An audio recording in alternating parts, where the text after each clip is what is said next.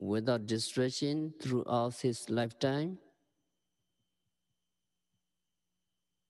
On his death, he have to leave all. He will have to part with these external properties. These properties are no longer his own.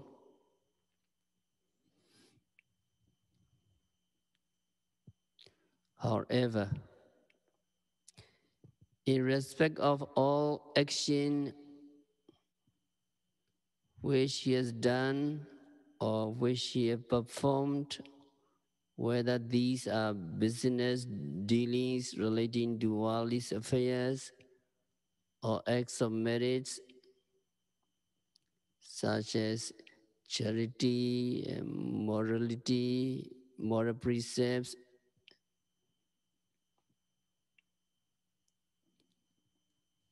and for akusala acts of demerits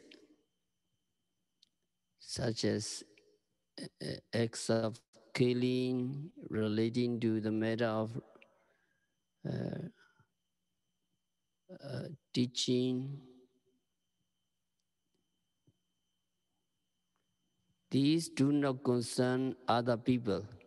He himself is responsible for these deeds. He himself is responsible for these actions which only concern him and is relevant to him only.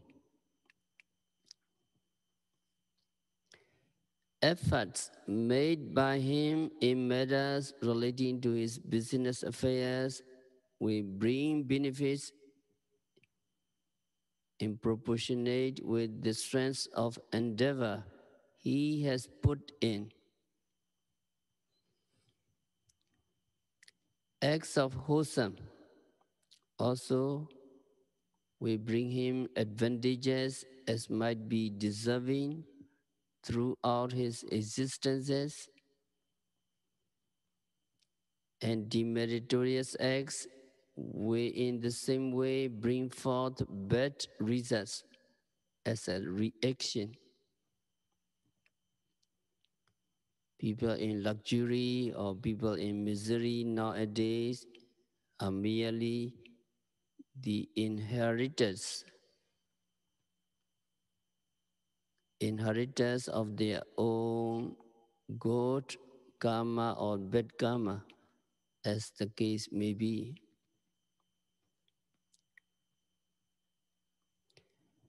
These have so happened not because of blind chance, but because of their past moral actions or immoral actions.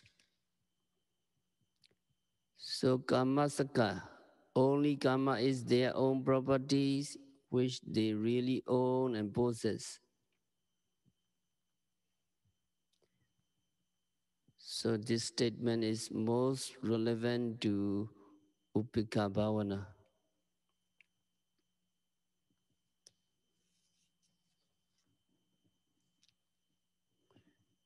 Next, Kama Dayada Satta.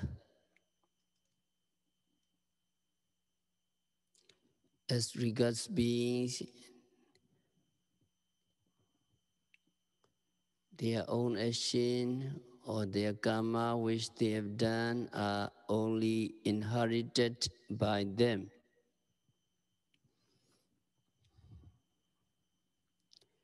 It is something which resembles sons and daughters who inherit the properties, good or bad, of their parents.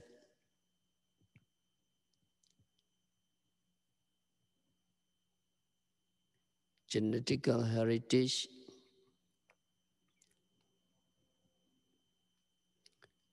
If a worldling performs his work which can bring him wealth, he will derive due advantages thereof. In the same way, if he commits a crime, he will receive due punishment for committing the offense. Person indulging in drinking, liquor, and gambling, we have the disastrous effects of his own immoral actions. In the least, it would adversely affect his health, his reputation, and cause other misery, such as disharmony among friends. These are instances of the disadvantages inherited by them.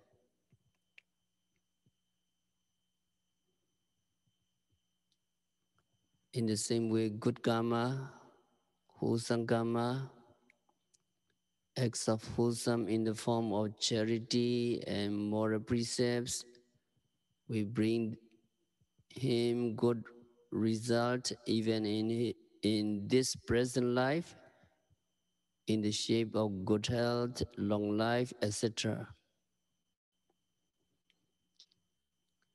All throughout the rounds of existences in samsara also, he will gain happiness relevant to the happy conditions of life as either human beings or celestial beings. Eventually, he can gain the bliss of Nibbana, where all suffering will cease.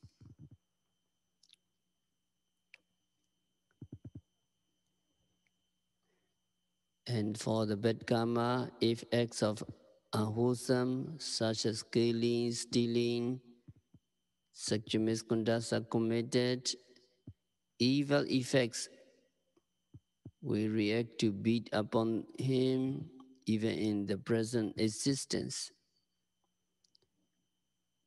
Moreover, throughout samsara, he will suffer misery or he will suffer woeful states, etc.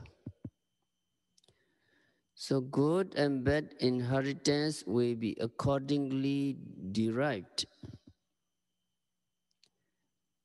This explanation, as stated, has also been amplified in Ingottara Pinchaka Nipada Abhina Pichavaki Dabba Sutta.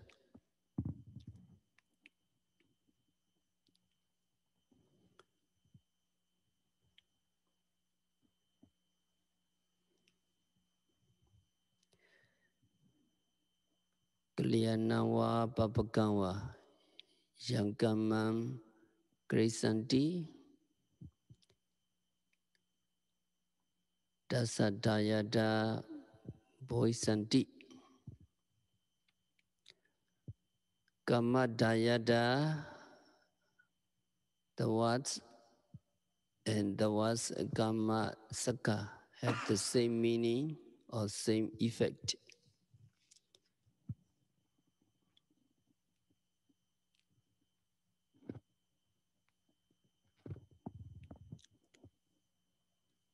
It includes the exposition of the words Kama Saka.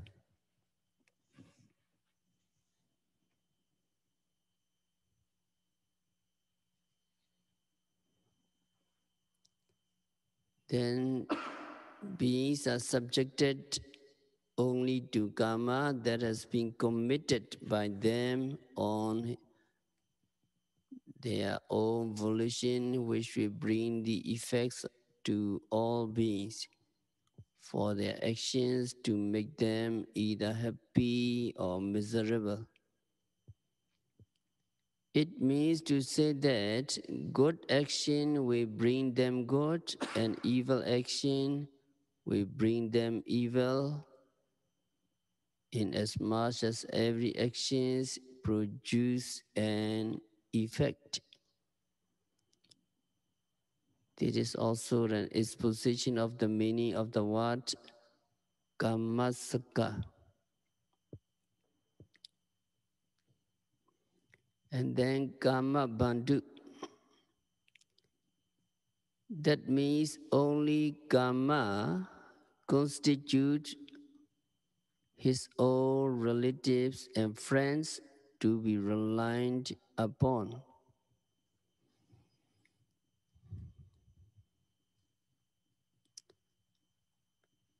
If there are good relatives and friends, advantages can be derived by depending upon them. If lacking in good relatives and friends, no one can be relied upon. In much the same way, advantages can be derived depending upon good actions or good karma. If good karma is lacking, there is nothing else to be relied upon. However, if there is bad karma, the waves of bad effects will come rushing in or bounce upon them like friends in disguise and enemies. This statement also serves as a clarification in the word kamasaka.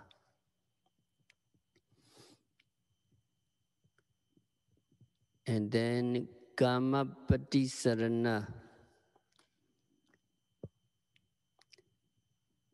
That means it is only karma that can be relied upon. All performances relating to business enterprise from the worldly points of view are those on which reliance can be made to bring prosperity. In the same way, reliance will have to be made on acts of merits to gain virtues.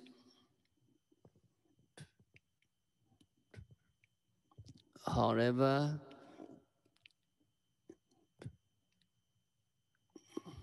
in the case of demerits, only by avoidance of unwholesome, or only if free from vices, reliance could be made.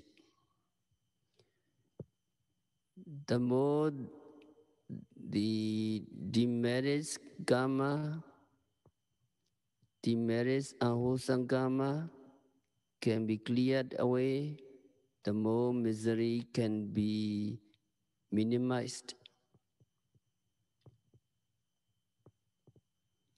So practices and performances of wholesome karma to dispel unwholesome karma are really dependable. This phrase also offers an explanation relating to the words kamasaka. Kamansate vibhijati. Kamansate vibhijati yadita hina panitataya.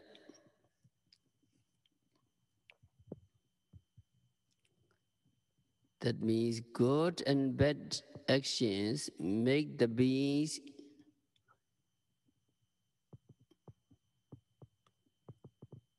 become inferior or superior and distinguish them, making distinction between one individual and another. These karma, these actions bring about the two different classes of beings as inferior and superior. Bad karma makes a man ignoble, whereas good karma causes one to become a noble or superior person. This is to say that beings are put into different classification by their own respective karma as inferior or superior individual. If translated briefly, Beings have only karma as their own properties, which they actually possess. They have to accept and receive the inheritance from karma. Karma is the cause which produces effect. Only karma can be relied upon as relatives and friends. Karma serves as a backbone for beings to lean back upon. It is karma that distinguishes beings, making them different from one another as inferior or superior.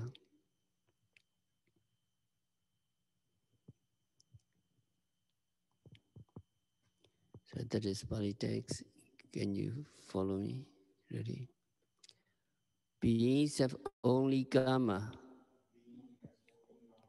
as their own properties, which they actually possess. Beings have only karma as their own properties, which they actually possess. They have to accept and receive their, their inheritance from karma. Karma is the cause which produces effect. Only karma can be relied upon as relatives and friends. Karma serves as the backbone for beings to lean upon.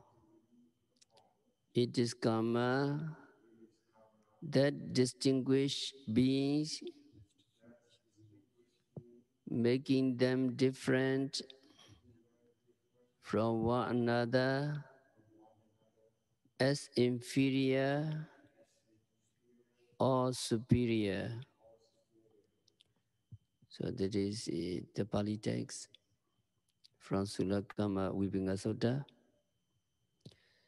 So in fact, it is Buddha teaching the condition of misery and low birth as inferior beings are created by their own individual immoral action. Their own individual karma has made them happy and noble in the life existence and brought them fame and honor.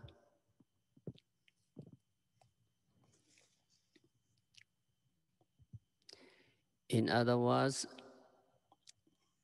he himself is responsible for his own happiness and misery, which are the consequential effects of his own action. It is his own destiny to be born noble and or ignoble. It is not that living beings experience suffering and happiness as the results of other creation.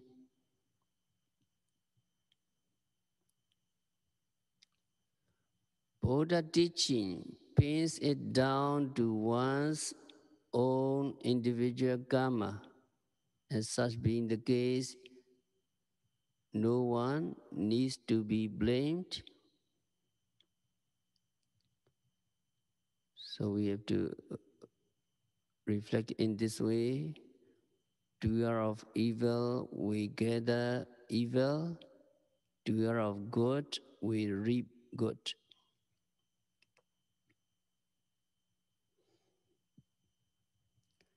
If the seeds of mango, jackfruits, etc. are sown, sweet fruits will be gathered or received. If the seeds of lemon or citrus fruits are sown, they will yield sour fruits. And we have his taste of the fruits he reaps therefrom. So we have to reflect in this way. It is karma, the planner, that implements both evil and good, making one suffer pain and gain pleasure.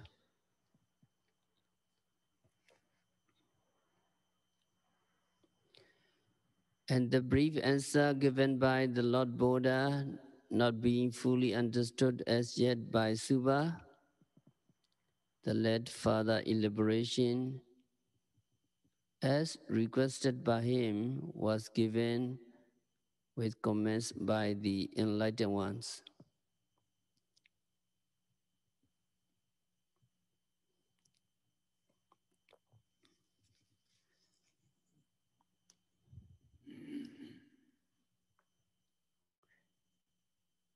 And Buddha said, because of a person demerits for killing the living beings, he is likely to go down to the four woeful states, hell, after his demise. It would convey the sense that if he becomes a human being once again, he will have short life, or in other words, he will not live long.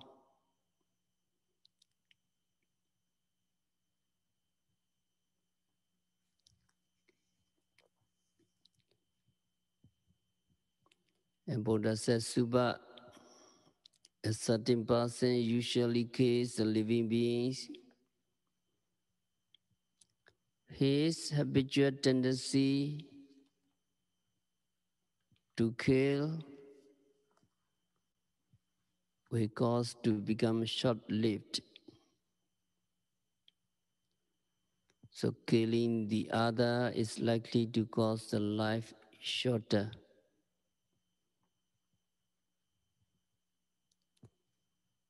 And Buddha said,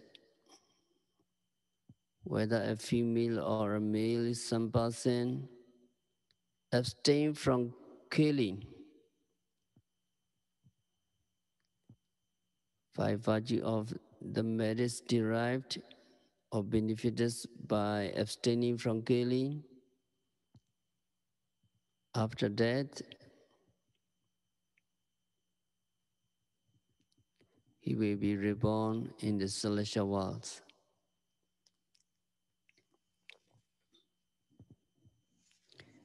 If he reached the human existence,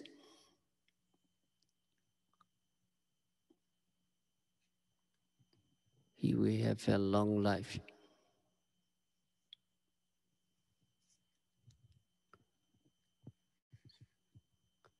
So in short,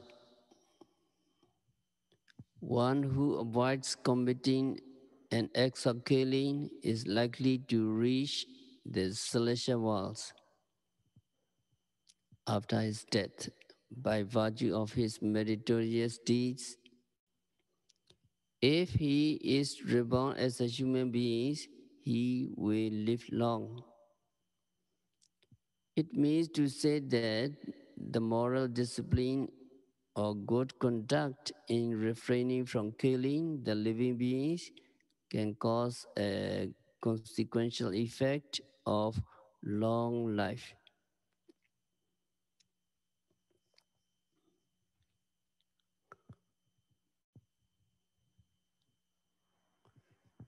So we need to remember killing others causes short life, abstaining from killing brings long life.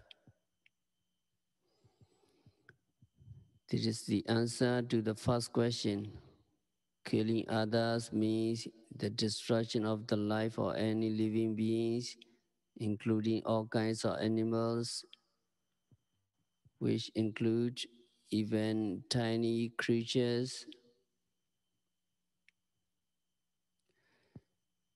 Some even die while being conceived in his mother womb. Some are stillborn.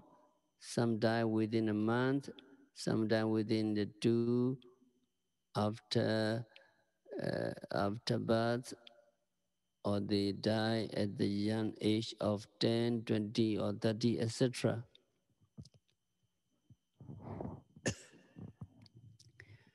Death, which takes place before the expiry of the normal lifespan of existence, without any unusual circumstances under which living beings have gone through in the earlier parts of their lives, is due to the consequential effects of unwholesome karma for having killed other people in the past life.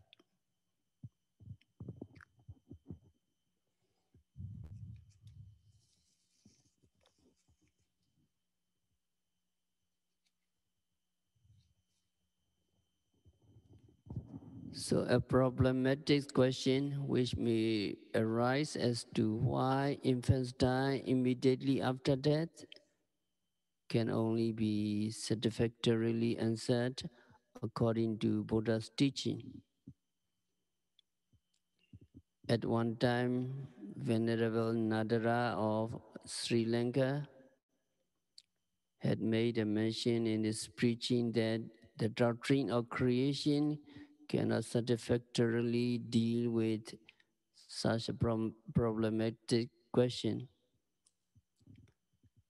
The manner of his preaching may be stated in this way: in every race or among any living beings, the incident of death of an infant immediately following its birth has occurred. Such an incident is likely to take place among families who have by tradition adhere to the doctrine of creation by the supreme deities. It is difficult to solve a question as to why a person has been created to die so early in infancy.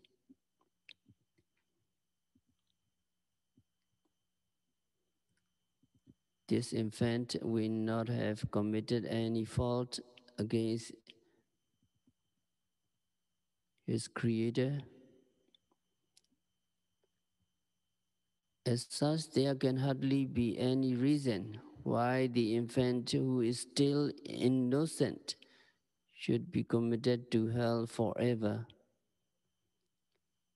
And also, not having anything that can be done by an infant according to the wish of the Creator, there is no good reason why he should be saved to reach the heavenly abode.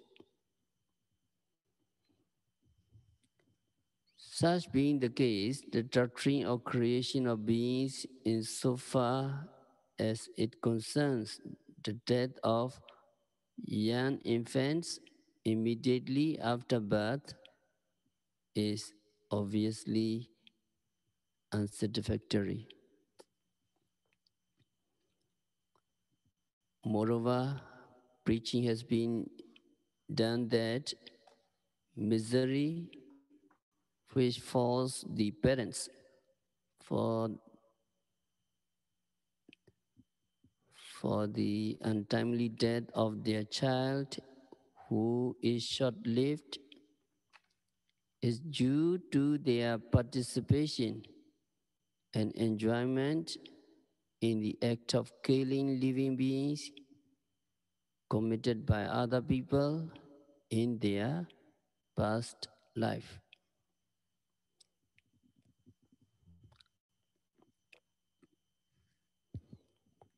In refraining from killing the living beings,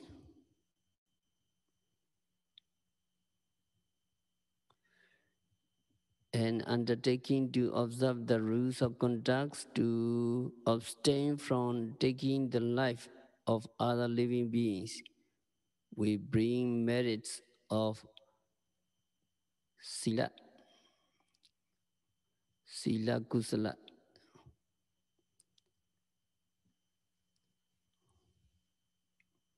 While the precept is still being observed without a lapse, without a break. Abstinent from killing, even when an occasion arises to commit an act of killing, bring vidati kusala. If he refrains from killing, even though this vidati has not been originally observed, it is known as sampatta vidati, that means successful abstinence. If he abstains from killing as has been undertaken to observe the rule, then it is known as samadhana virati. Again, we need to remember three virati, three kinds of abstention.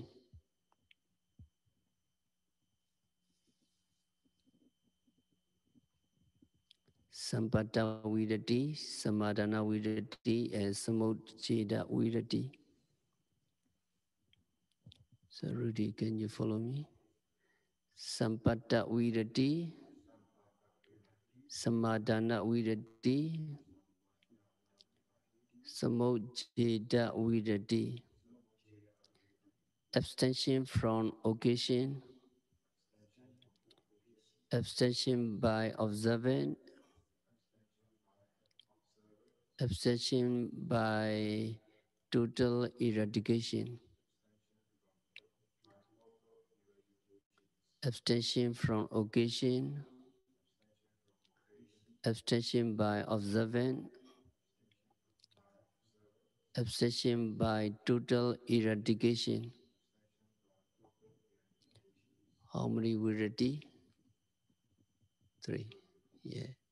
Sampatta virati, samadhana virati, and samucceda virati.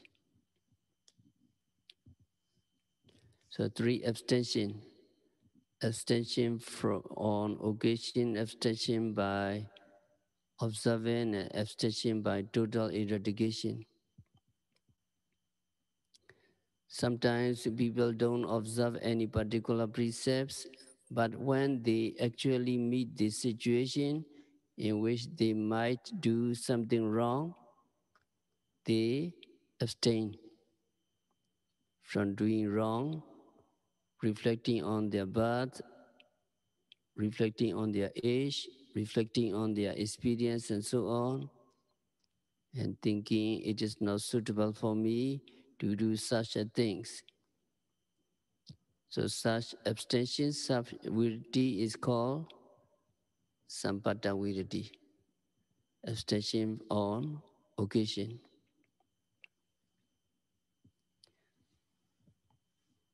And sometimes they take precepts and later meet a situation in which they might do wrong, and they abstain from doing wrong because they have taken precepts. Their abstention is said to be abstention by observant. But when abstention is accomplished through total eradication of mental defilements, at the moment of entering the noble path, at the moment of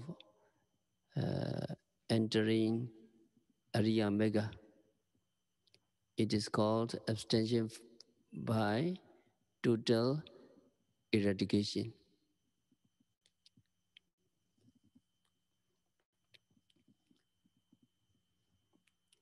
So regarding this, there are two stories. The story from Atasalini In Sri Lanka, there was a lay disciple called Jagannath. When Jagannath was young, his mother suffered from a disease, and the doctor recommended fresh hare meat. Jagannath brothers said to Jagannath, "Oh my dear Jagannath, roam the fields." And brothers sent him out. Jagannath went to the forest, and at that time a hare came to eat the tender crops. On seeing Jagannath, it quickly ran away and was caught in the creepers, crying "Kiri, Kiri."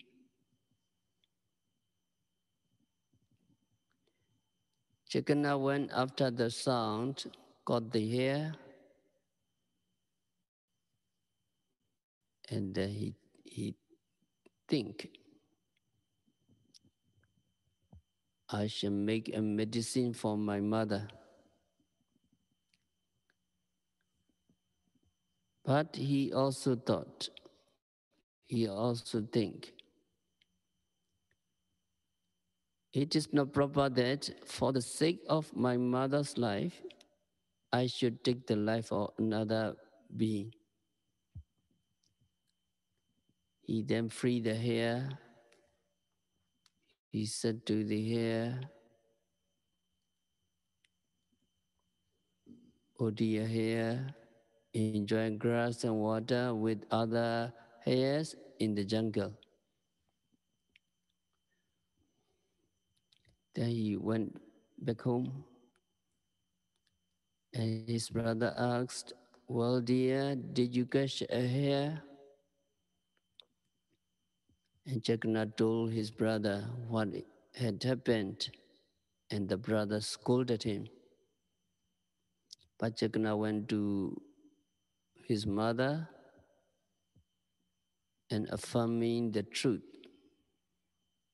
said, "Since I was born, I do not remember having taken the life of any creatures."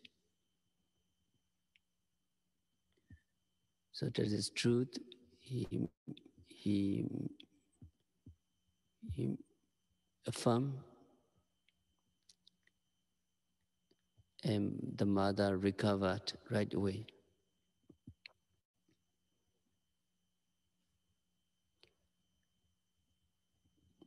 Another story,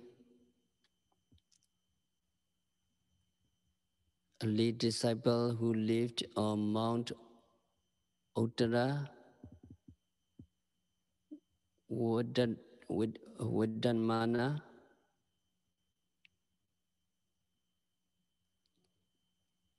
The late disciple took the precepts in the presence of the elder Bengala Bodharakita, who dwelt in the Ambarika monastery.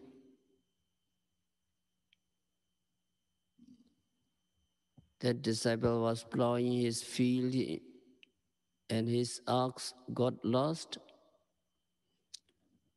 While looking for it, the disciple ascended the Uttara Udamana mountain, where a big serpent seized him. He thought, "I will cut off its head with my sharp axe." But again he thought, "It is not proper that I, who have taken the precepts from my teacher, should break them."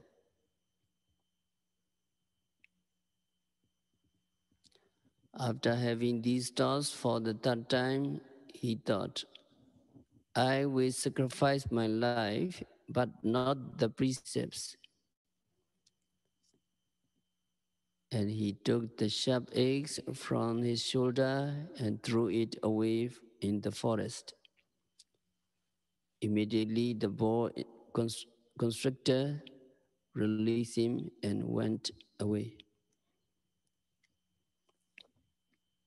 So these are the two stories for Sampata Virati and Samadhana Virati.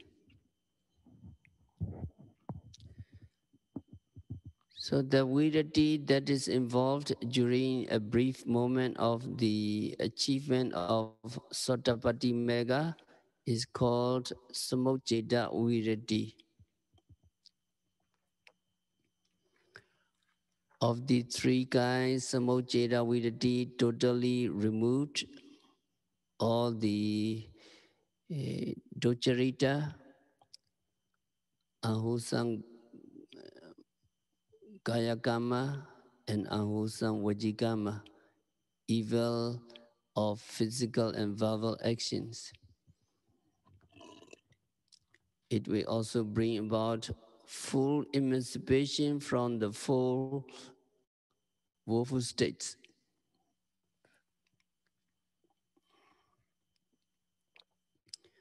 On the other hand, Sampata Virati and Samadhana Virati and Samadhana wholesome consciousness thoughts will cause you to reach the abode of uh, blissful realms and cause longevity.